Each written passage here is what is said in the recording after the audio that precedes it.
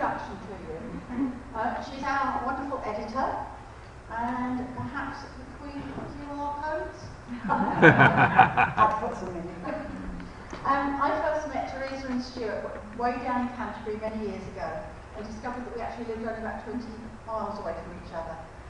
Teresa has a wonderful knack of persuading you to achieve heights that you never thought possible. So beware after the talk. She may come and nag you. Persuade.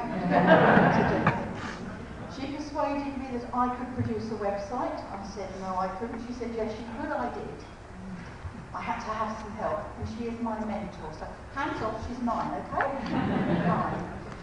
I'm going to introduce Teresa and Stuart.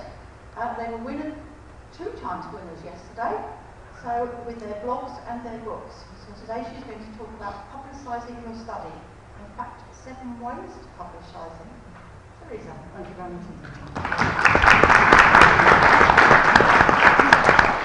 I see the synopsis in the magazine, you know, in the agenda and everything. It says that I'm an experienced lecturer. I thought, I don't know where she got that from. I do sessions. I was actually a computer instructor. I do sessions, but usually only about 20 people. So it's quite a big audience with that. Okay, so 7 ways to publish your web, on the web. A lot of people, I see familiar faces, have actually already seen some of this presentation. So I had to actually sort of spike it up and make it slightly different. And I've actually added 3 more to the repertoire of 7 ways to publish. So what I'm going to actually do is I've only got 45 minutes to do, and that's a question time, so it's obviously, I can't go through 7 ways completely in significant detail. But that QR code is actually a link to this presentation on SlideShare, and that QR code will give you another 5 presentations behind, and I will refer to those presentations so that you can go back. It'll also be available on the Guild website. The only thing is I do ask you is please do not use my presentations. Somebody has actually sort of been taking the presentations off and using them to themselves. So as I said, given the time, it's only possible to briefly discuss each topic. Okay, so as I said, 7 ways. The first way is a blog. The second one is a website. The third one is GEDCOM-based websites, print on demand, slideshows, social networks, and then I'm going to leave the mystery options for number 7. But I'm hoping that everybody will recognise what those mystery options are before we get to it. So I should be quizzing you at the end. Okay, so summarise that, and then I'll give you summarisation. So why publish to the web? I joined the Guild in 1982, and by that time I was actually doing the Eurage, that's my maiden name, one name study, and I actually had, in 20 years, 20 people write my name. Okay? Nowadays I get up to 500 contacts I've got now, and with the Pask website and the Pask blogs and everything like this, it's well over 1,000. So it enables you to share your research with others. I know everybody says, oh no, I don't want to put it out there, but I can assure you that if you actually put your research out onto the web, in whatever format, it will encourage others to share with you. We've been given over 1,000 certificates from people because they see certificates out there and they think, oh, this is a good way to store it. I had one guy, he was quite a young guy, he gave me 150 certificates. And I just think, I must meet him sometime, because he must be rich. The disadvantages, it's going to increase your efforts. If you haven't got time at the moment to do your research, then you're not really going to have time to actually do very much on the web, because it's going to increase your efforts, not only maintaining the data, but the increase in the data received. And I'll explain a bit later, but last week I got another 38 contacts just by posting one blog. Okay, so, and of course it's going to increase some of your costs. So if you're on a tight budget, maybe some of them are free and some of them are not. Okay, so So if you can email, and I think most of you can, okay, if you can upload files, which again I should imagine most of you can, and if you use a genealogy software, then basically you've got enough knowledge and experience to create and maintain a family history website. And as Jan says, I do really encourage everybody to do this, because the hardest part is deciding what method you're going to be using. Okay?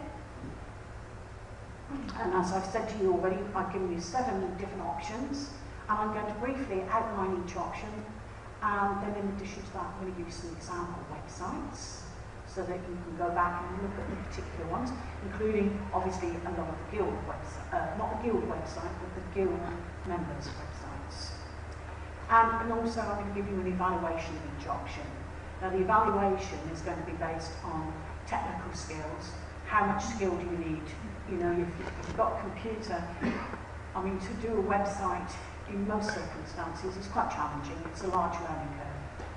Nowhere near as large as learning to do to become the editor of the magazine. I can assure you, I work with the most complex software in the world, the company that I work for, and when I went to do Adobe InDesign, Keith gave me some instructions, and I think I wet myself. It is so difficult, but now I've captured it, and I think you can see the results of the last 4 journals, how it's actually slightly improving, and I continue to strive to improve it. So you do need technical skills, but if you can create emails, then I've indicated you can do this. So, and as I said, most of you can do emails. If you are going to need a lot of maintenance effort, if you've got a website, it does need maintenance. Jan does hers regularly, once a month, on the first of the month. And it usually probably takes over an hour. Okay? And then you've also got to do the maintaining and everything like this. In addition to that, maintenance costs. 1 plus is free, 2 is a little bit more expensive, and the third one is you're going to have to think about putting out some money. Okay? And then I'll also give you the advantages and disadvantages. I've not included in the maintenance cost the cost of family history program. Okay, so let's go on to the first one. See, that's the first QR code. Okay. A web blog. As Jan said, fortunately in 2009 we won the Web Blog Award. And you can actually do it very, very quickly. In fact, Jan's even mentioned that I noticed you've been doing a lot of blogs lately. And I thought, oops, I haven't done very much. I've since become a committee member and the editor. It's sometimes family history goes to the back. So you can actually quickly post research notes, interesting snippets, interact with people, and the most important thing, it's all for free. Okay, so you create a blog. I use Blogger. The reason I do that is because it's Google, it's free, and in addition to that, it gets it out onto the net. Within probably hours, I can pick it up in the search engines. I've actually, again, I've given you a QR code, but I've also given you a link. You can see more details about blogging on my SlideShare. Okay, so the first thing you do is you create a Google account if you don't already have one. The next thing is you name your blog, and then you choose a template that you're going to use, and then your blog's created. It's a 4-step process.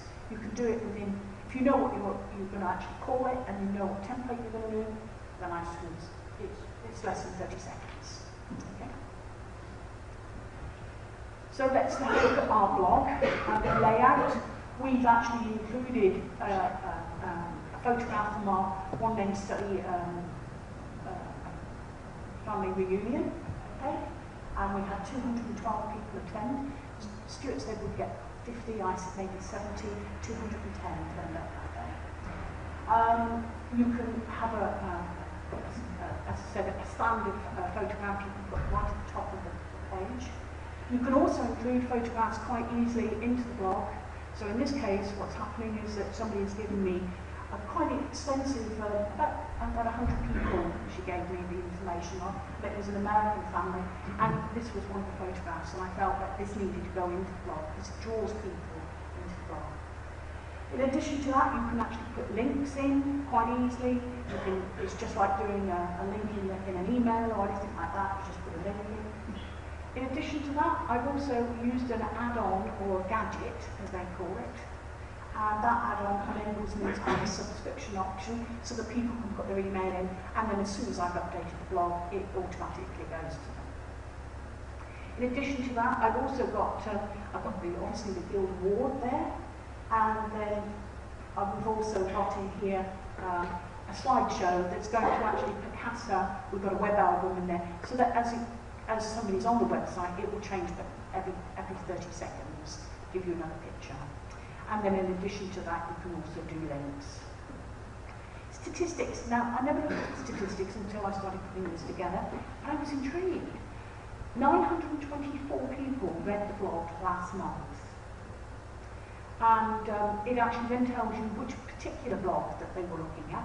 And in fact, the top one was post-2005, birth, marriages and deaths, because I actually put that on the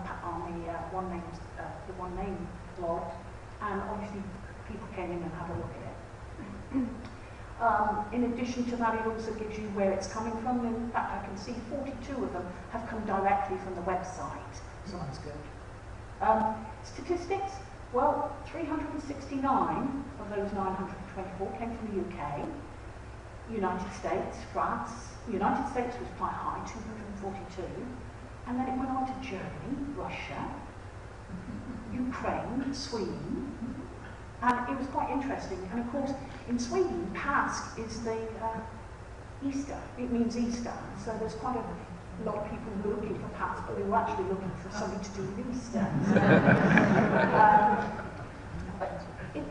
It was quite interesting to see that. And in fact, our DNA study actually tells us that the name actually came from the Ukraine.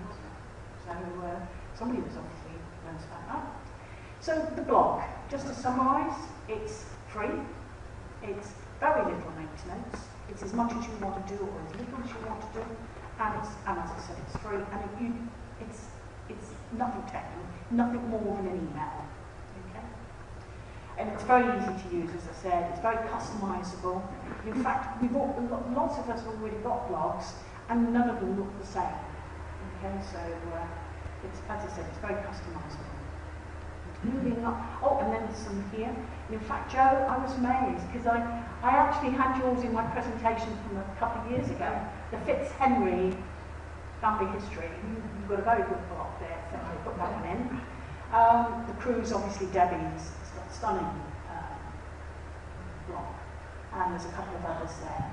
And in fact, if you look in this month's journal, I actually did include specifically, because I knew I was going to come to do this presentation, was in volume 11, issue 2, this blog in the clouds by Don Bigby. And I took that one because he's just started and he's just giving us an encouragement to actually, it's really easy to go out and create a blog. Okay, so now let's move on to the next topic, website. So yeah, QR code again.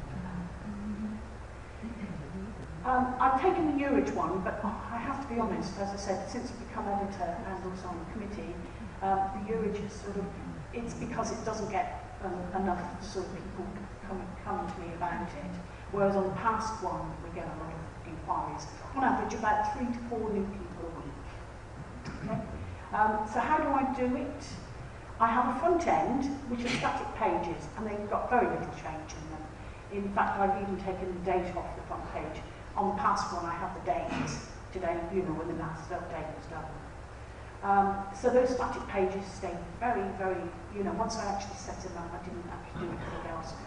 But the narratives and the surnames behind it are frequently updated using Second Sight, which is a TMG tool, TMG-related tool that I use. And you can see I've also, back in 2002, I got 3rd place, I got 2nd place. I've never got 1st, but, and then I got commended, so I thought, oh, that's it, let's move on. So let's just have a look at the results of the new or changed narratives. Both Jan and I do Second Sight to create our websites, and I know a lot of them do. In fact, I think one of the winners of the Guild Excellent Award, he actually uses TMG and Second Sight. You can see here that on the 30th of March I updated, and I put some information about my dear mother. And the tree depicts that they're related to me. And you can also see that there's other pieces of there's a piece of a puzzle there indicating that that's the family tree that that particular person belongs to. You've also got a picture icon that enables you to see a picture of that particular person as well. I don't put living information on the website, except for myself, okay? Just to encourage people that, you know, that if they want more information about me, then I'm quite happy to hear it. Okay, so the individual narrative, you can have, in our case, I have 25 narratives per page. In the Eurotron study, it's about 500 pages I generate, whereas on the past side, it's about 1,500. So there's quite a lot of narratives there. And it will actually show you there the relationship in the tree icon. There's links to the descendancy charts. And then there's also, if in this case, my parents had 9 children, and they're all listed there, but just the names. The one with the hyperlink underneath is me, and I'm giving additional information. Also, I always quote sources and information. Yesterday we had a couple of speakers who said, you know, they didn't do sources. I didn't either when I first started, but as soon as I got out onto the web, you really have to actually qualify where your sources are coming from. And the user-defined pages, you can actually define a lot of pages yourself automatically. You can take a template which they provide on the second site, and here there's a descendancy chart, DNA results. If you've got a DNA study, that's all inclusive, and those are the templates they use. Actually, setting up the second site doesn't take very start to finish. It would probably take about an hour first time round. And when I actually generate it, it literally is. Mine takes about 5 minutes on the Pask, about 1 minute on the Eurogis, and how many minutes does your 10? Okay, because those is much bigger. Okay, so, but you've got the ability to have different pages to suit what you want. The user defined in fact, and there's a photograph of them and photographs. Okay, so individual website, what do I use? I do the 2 one-name studies. I use Dreamweaver, okay, only on the recommendation of Peter Walker. Okay, and I also use Adobe Photoshop to actually do any photographs and put them together. I changed hosting about 2 years ago because prices went up in UK too significantly, and in that fact I found out that IX Web Hosting is a Californian group, and they actually, you can have as many domains as you want on one particular provider. So I had to pay a UK domain for 2 years of £7.60. Unlimited web hosting with unlimited domains is $94 for 2 years. And then in addition to that, we've got unlimited data transfer. So these are the things that you actually sort of find out after you've signed up for these things. Oh, by the way, unlimited, you're only allowed to update your website once every 6 months. So the other thing is that I do find is that it's good to have somebody 365 days, 24 hours a day available, and it's usually by chat. We just chat to them and they sometimes go, oh, can you help me? So the cost per month for the 2 websites is actually now reduced to £2.81. So with those calculations. Genealogy tools, I use Master Genealogist. And I put my name forward as a mentor now for Master Genealogist. So if anybody actually wants any advice on TMG, then I'm more than happy. And then in addition to that, I use Second Sight. And just a little bit of information about Second Sight. I've given you another link to another presentation that is much more detailed about Second Sight. In fact, I gave it at Gloucester's regional meeting 2 weeks ago, didn't I? It transforms your genealogy data very, very quickly into a web page. The files all are included in one folder. You upload that folder to the website, and there it is, you've got a website. I know it sounds easy, but it really is when you once you get to know how to do it. So technically, yes, it is challenging initially, okay? And maintenance, yes, you're going to have to pay out that £5 a month. And the cost is £5 a month. For maintenance, you've got to put the effort in.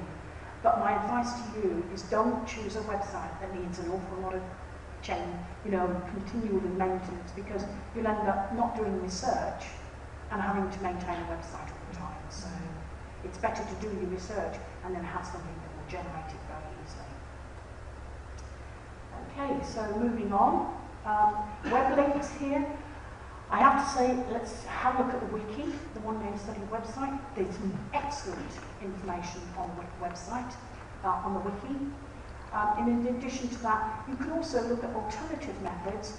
We've got a great following of the next generation TNG. That's what they call a PHP-based website.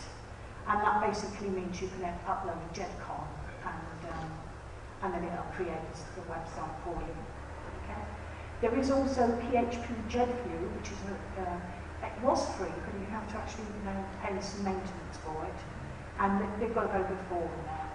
The Guildmaster members' websites, the ones that won the Guild Award of Excellence this year. Sue Mastill, very good website there. Mark Philby, or the Philby Association. Paul Howes, he also won with his, and Chris Sackett. And Chris Sackett is the one that does it TMG. And you wouldn't believe it's the same website as, or it's using the same method as what I'm using and what Jan's using, because his is superb. I have to say, tip my hat off to him. He's done an excellent job with his TMG and the second site related website. Right, now moving on, so you perhaps don't feel you want to make that jump into a website. There are a lot of JEDCON-based websites now available. And for instance, Find My Past has got Family Tree Explorer, Ancestry, has got their members trees. And I've noticed, whilst I was doing some research for this, it's amazing how many people are starting to use these online family trees, and particularly if they're just starting out. And this is an easy way for them to actually put data onto the web and get people coming in. Genes Reunited, My Heritage. We obviously saw that excellent deal last year that Kirsty negotiated, so that everybody could have 2 years with My Heritage.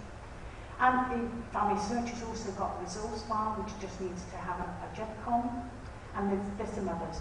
Alternatively, you can convert that JEDCON to HTML, and there are options there, JED for web, just to name a few. Okay. JEDCON-based, technically, the website people have to provide tools to enable you to do it very, very easily. So usually they're very quick to learn and easy to use.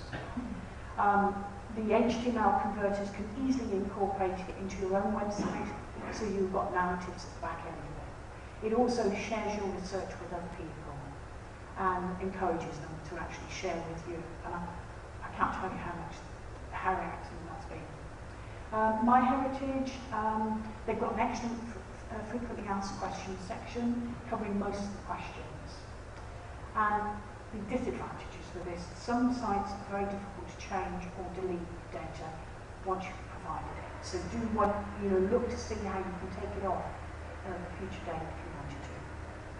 Some sites provide data to others as well, and increased efforts. Obviously, you've got to have to maintain this and update it every so often, and there's possibly increased cost. Some of these are pay-to-view sites that you may already actually belong to, so it's an added advantage.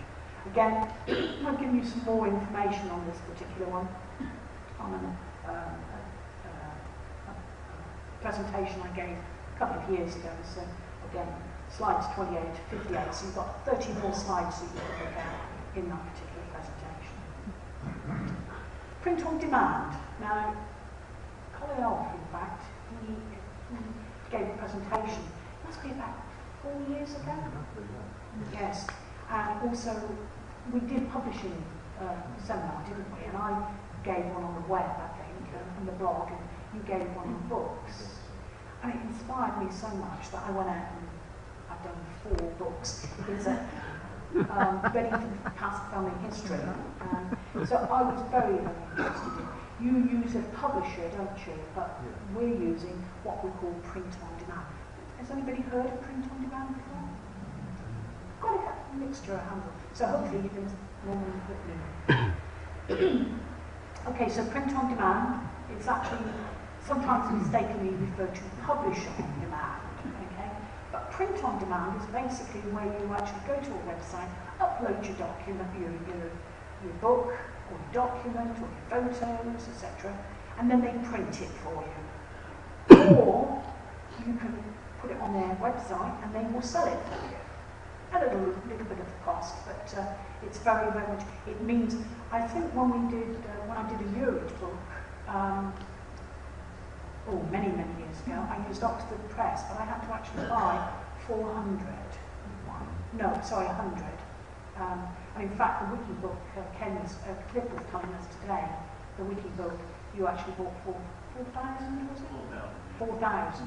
Because you want to get the book, reduce the book down. Well, I'm sorry, but I don't want to spend 4,000 because as soon as you print it, it's out of date. So, but people do love books, most definitely. And I've sold over 200 of these books. So what does it mean? It means you self-publish. You actually do the book yourself, you write it, and then you produce a PDF and you upload it. There's no initial outlay. They're not charging you for any of this. There's no minimum order. Okay? Sometimes I'll actually just publish it and not even get a copy. Okay? And there's no, as I said, no minimum order. It's easy to change it. It's easy to change the content. You just create a new PDF and upload that. And they do different books, photo creations, digital media. They do a download. You can download it and everything like that. If you use Microsoft Word or any word processing website, I do recommend that you look to something that somebody's put together, publishing your own family history. I'll give you a link there. In addition to that, you need to be able to create a PDF, and I wouldn't go for one of the free ones personally. You spend all that time putting together a book. It's best to actually have a good PDF creator. And in fact, in the Guild, we use PDF Exchange, and in fact, we use that at work as well. So the hardest part, though, is actually creating the publication. But I don't think I need to tell everybody how long it can actually take to produce one of these books. And obviously, you want to put everything you possibly can to do it. I mean, how long did it take you, Colin? 4 years. But 4 years later, you've now got the book. Jan has just done a family gathering, and they had a photo book, didn't they? Oh, I could die for one of those. It was lovely. It really was. So, if you really don't feel very confident about actually writing a book, there is a program called the Complete Genealogy Reporter, and they use a GEDCON, and you just insert the GEDCON, and it writes the book for you. And then you can make some changes and add some things. So again, I've given you a QR code for that, and in addition to that, there's more information on a presentation on SlideShare. This is what self-publishing website Lulu looks like. There are others, but this is the most popular one. Okay? And in fact, if you just go into the search engine on their front page, put Pask, you'll get all the list of books, the books that I do. Okay? And again, I've got some more information, slides 59 to 79, another 20 slides that actually show you exactly step by step on how you do it. Very good website. Whilst if you put it up, it's actually global, but when it comes to printing and you order a copy, they will actually have it printed in the country of the person who's ordering it. So in the US, it will actually go to a US publisher, printers, and in the UK, I think it goes to somewhere in Bournemouth. I think so. So, but it's all dealt with by email and everything like this. So they provide a storefront.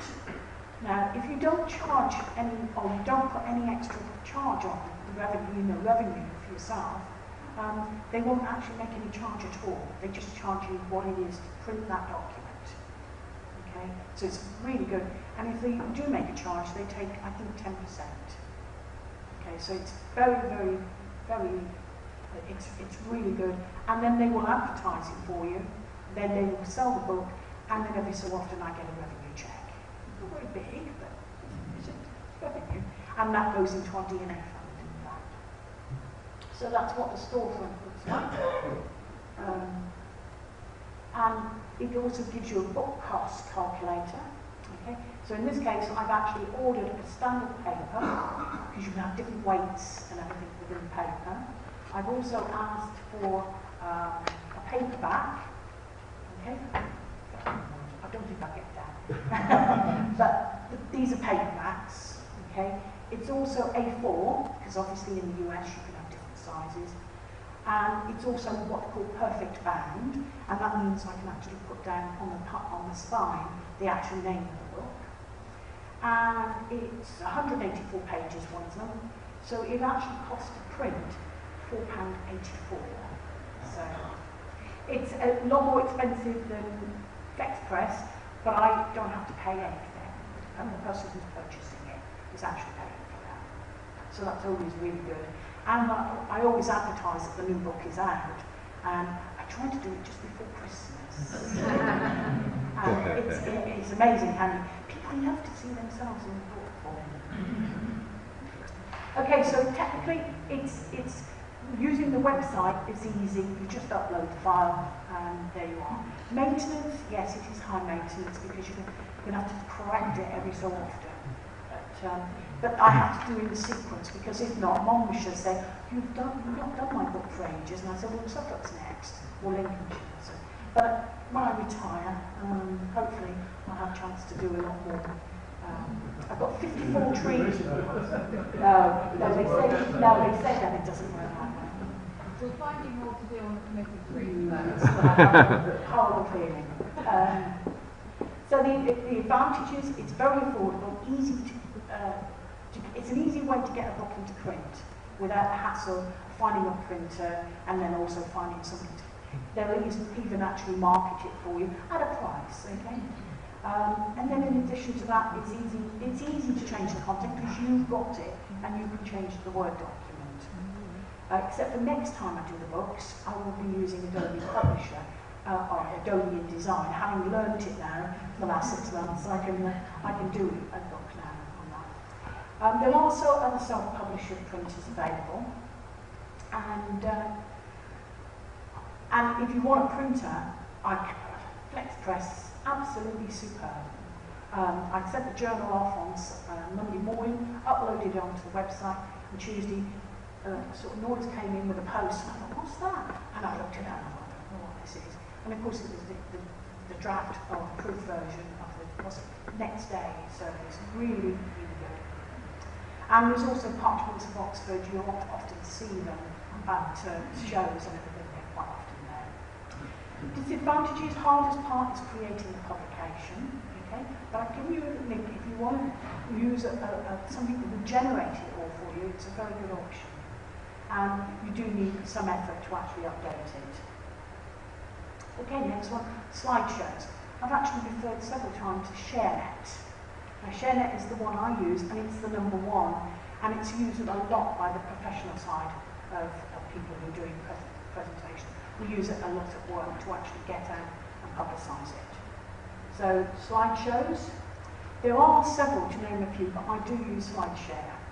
If you can use Microsoft PowerPoint, this is an excellent way of doing it. Because some people are not very familiar with doing Word, but they do know how to use PowerPoint. So, but you can also do PowerPoint and Word, and you can actually create your own family history into a slideshow. And you'd be amazed how many people will actually look at it. SlideShare, as I said, is the world's largest community, free. Most importantly, it's free. And they will host your presentations and share them with others. Okay. As I said, please don't go in there and take somebody else's presentation. It's not really fair, because whilst you're giving a 45-minute presentation, the presentation take you anything up to 8 to 10 days, to put it together. And it's just not nice when people just lift it and then create a presentation themselves. If you go into SlideShare, search for Pask, search also for genealogy. There's an awful lot of slideshows there, and I will go through all of those links that I gave you and actually look to see if anybody's actually done some publishing for you. So it's a bit, it's a screenshot of the website, and it's very it looks very faint. So you put a title of the presentation, you also put in a description, you also add tags or categories, and that's used for the searching on the internet. And then there's also a download option, and that's most important. It's set to, yes, you can download it. I always now indicate no downloads. Okay. I mean, if somebody wrote to me and said that they would like to use my presentation, I'd give it to them, no problem at all. To actually go in and take it is not very nice.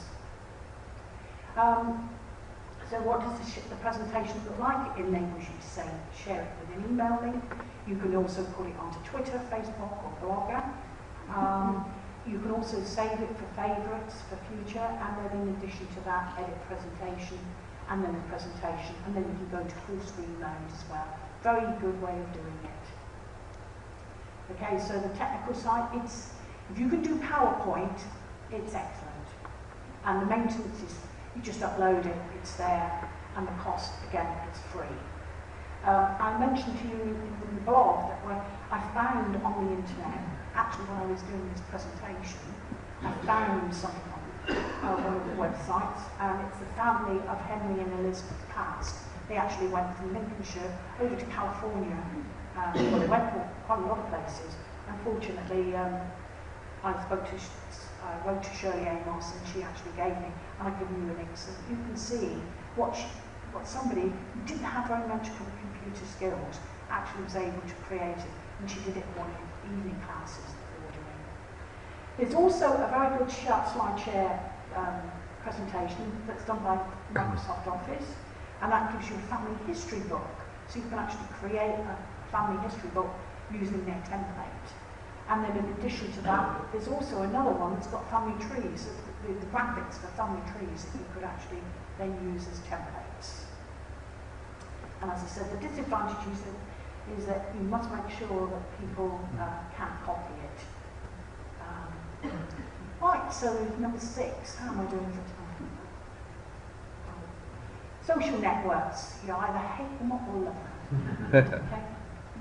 So, interestingly, the Socials Baker's website, which is on the wiki, where I picked it up, actually gives you some history of social networks. I'm running a little bit short of time, so I'm not going to go into much more detail, but I have to say, if there's one book you're going to read, and that's Derek Kennett's. It's a super, very easy to read about DNA and also social networking. It's increasing significantly. I've got some statistics if anybody's really looking at it. It's exploded, and it's actually now exploding in the over 54 market. Okay, they did seem to stop doing statistics from 50. No, they go up to 54. I don't know why the break point of 54 is, but after 54 you're old, obviously. So, but you'll be surprised how many people are starting to use it. Of course, the UK is actually responsible for social networks because they had Friends Reunited. They sold it for 25 million, and I think 3 years later, ITV sold it again to Bright Solid for 5 million. So somebody actually lost a lot of money there, but it certainly wasn't the people who actually created it in the first place. So there's a good Facebook for one-name studies that Debbie set up. And there's the link to that. And there's also a fan page. And it's important that you go into that fan page and just say you like this, because then it publicises it throughout the web. And there's some examples of guild surname groups there. There's quite a few there. And I'm positive that Debbie will point you in the direction on how to create your own Facebook page. And as I said, her book is excellent, and I thoroughly recommend it. I think they've got it on sale at the bookstore downstairs. So just to look at the Pask family group, I see you get at the top of the page, you get photos of the recent visitors. Jack, you're there, aren't you? The great head. That's her picture of the great head. But then you've got a couple kissing. A couple of babies, but of course they're not babies, they're people who put babies' photographs up. And then I post there's a blog, or the website's been updated, or whatever. But recently, as I said, this is taken a couple of days ago, and I looked at it, it was last weekend, wasn't it, the Easter weekend. I went from sort of like 30 members to 66 overnight. Wow. Because of the blog. Somebody was very interested. In fact, it says here, if you're connected to family chart number 42, which originated in Monmouthshire, then there's a blog on the descendants of Christopher Harold Pask. And one of the mothers had 10 children, and I think that they sort of have the population of Torbay now. And, but then she decided to look at her cousins in America, and as I said, overnight, 38 new people joined Facebook. Technical, it's very easy. I would suggest what Debbie says is that if you're going to do one and then sort of just gently sort of ease into it. Don't go mad. My advice to any youngsters that are doing social networking, please remember that as future employees or employers will look at social networks and see what you're doing, and it really does cloud their issues. You know, it'll say, well, I'm sorry, I'm not going to employ somebody who writes that sort of thing on their social networking page. So as I said, if you either love it or hate it, I've got Debbie's here, I've got Kirkman's and Swinfield's genealogy group. They were in the wiki, and I would recommend that you look at those. Okay, so number 7. Okay, so anybody like to make a guess on what the mystery options are? Profile. What's the 7B then? Archive. Okay. Yesterday, Kirsty mentioned, I've forgotten the figures. Guild profiles, how many? 700? I know. Yeah, it was on one of these cards that I haven't looked at. But it's nowhere near the number of members that we've got. And that's probably the easiest thing we could ever do. And if we can't do it, then write to one of, I think there's a link there, they will do it for you. Okay? I even made the bold wasn't it? I feel it's obligatory that if you belong to the guild, you should have a profile page. But I'm not going to go down that. There it is. It's 700 members. I need to change the slide. 700 members of the guild profile. 110 have a guild electronic archive. Now, God forbid if I go out that door tomorrow in a few minutes and get knocked over, okay?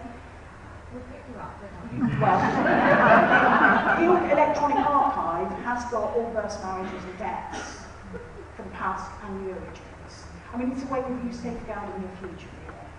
Okay? And again, I've given you links there. And also to the Guild, the journal, because Paul Millington has done 2 very good articles there, and also onto the wiki, and he's also got pages there. I'm not going to go into great detail there, but just look at some statistics. The Urich one, which is, there's only 180 people, and my mum had 10 of those, so, or 9 of them, since 1837. Robots. Spiders. Urich profile 3,000 has been looked at. The Pask has done 5,000. Some people have looked at Pask profile. The facility allows you to have members to produce a single page with standard topics that are provided. Paul Millington's put together a template. You just fill in the template, and then you have your profile. Okay. The electronic archive, a little bit more detail. You have to actually upload the data onto the website. It's been designed with 2 objectives. One is to publicise your study, and the other one is long-term storage, as I said. It's very important that we have up these archive facilities, and Paul made it so much easier. In fact, he saved me something like £20 a year because I was using a pay-to-view website that was actually doing the same thing, except he did it in a much better way. So it gives you detailed lists of available records, and he's given you templates for births, marriages, deaths, census, and probate records. points, I think, is now. And you can also design your own, so very important. And that's what it looks like. And then people can go in. Guild members can go in quite easily and actually look at other archives. But I've also taken the option on the Pask side that you have to register. So people can't just go in off the web, they have to register with us. Okay, that's what it looks like. Technically, it's free. The cost is free. Maintenance is very easy, and technically, it's not challenging at all. Okay, and it promotes your own one-name study. Okay, so just as a very quick summarisation, blogs, free, easy maintenance, easy technical. Website, a little bit more technical, and does need maintenance, and there is cost. Print on demand, again, it needs a bit of maintenance, but it is free cost because you don't have to actually pay for books to be printed. Somebody else pays for that.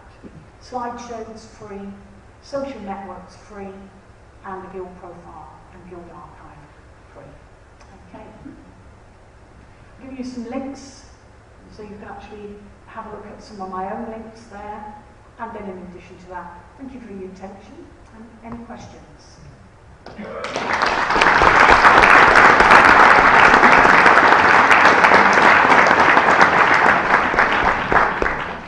Well, how many of you use all 7? 6? 5? 3. Inspirational, wasn't it? I am sure that whatever number you're using now, you will very soon be using a lot more. And remember, she's my mentor first, and you can use her afterwards. Questions, please. I've got my question fairy down there, my little monitor. He's got his wings going. Questions? Wow. Yeah, no, we've got some.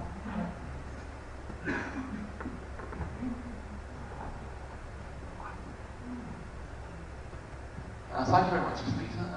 I enjoyed your slideshow. Unfortunately, my camera doesn't recognise, my phone doesn't recognise QR codes. Did you say that this is going to be available on the Guild? Yes, yeah. So I can look It'll be available in PDF form and also the SlideShare. If you just remember SlideShare, put it into Google and it'll come up. And it'll be on SlideShare? Yeah. There's about 6 presentations on SlideShare, mainly related to the Guild or the Society of Genealogists. It's gone now? Yes, Yeah, already done. and updated this morning.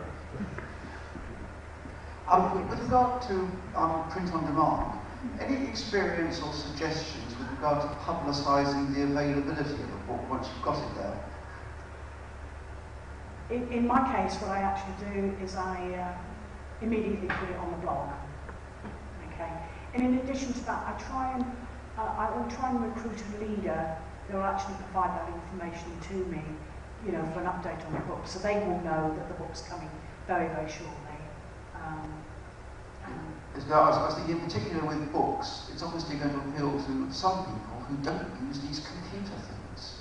Well, if that's the case, what I tend to do there is that if they contact me, send me the check, and then I will go onto the website and actually order it and send it to them.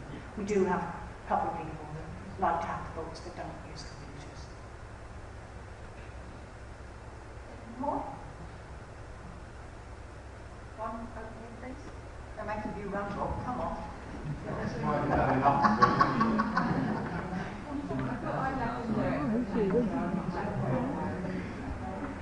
Anyone a question over that side next? I just wanted Rob to run. Presumably when you're producing a book, you obviously want to sell it. If you're producing a book, most of us who are producing a book come down for one day. So you really want to advertise it to all the people with your surname. That's correct. So the first thing I would do, if I publish a book, if I have time to produce a book, would be to write to the people I contacted 20 years ago and their grandchildren who are now contacting me about, say, the book has been produced. This is an update. I'm surprised that didn't catch up. Well, when the books first came out, I actually we had the Pask name study gathering, so that was a very good way to actually launch the books. In fact, I think we had pre-ordered something like just over 100. So it's a good idea to link it into It is very good. But as I said, what I also do is I tend to publicise it just before Christmas, so that it's very good Christmas present.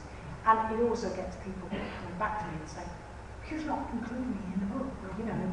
And you'll probably find most of the new inquiries that come through the book are because we've missed them out.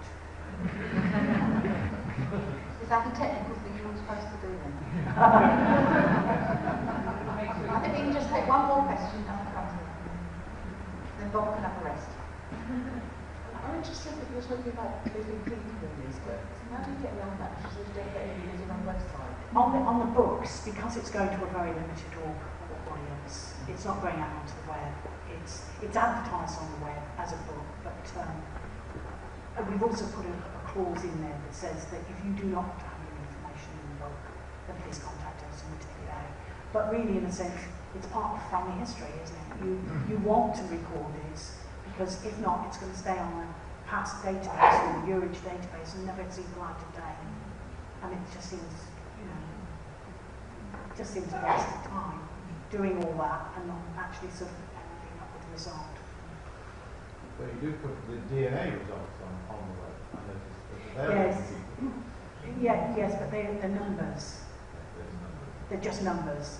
And of course, people do like to actually see the DNA, the linking and the numbers that have actually matched and everything like this. Actually, the DNA is going extremely well. I'm surprised. It might be because we do pay for the test. I think Cumberbatch is a variant of Pask.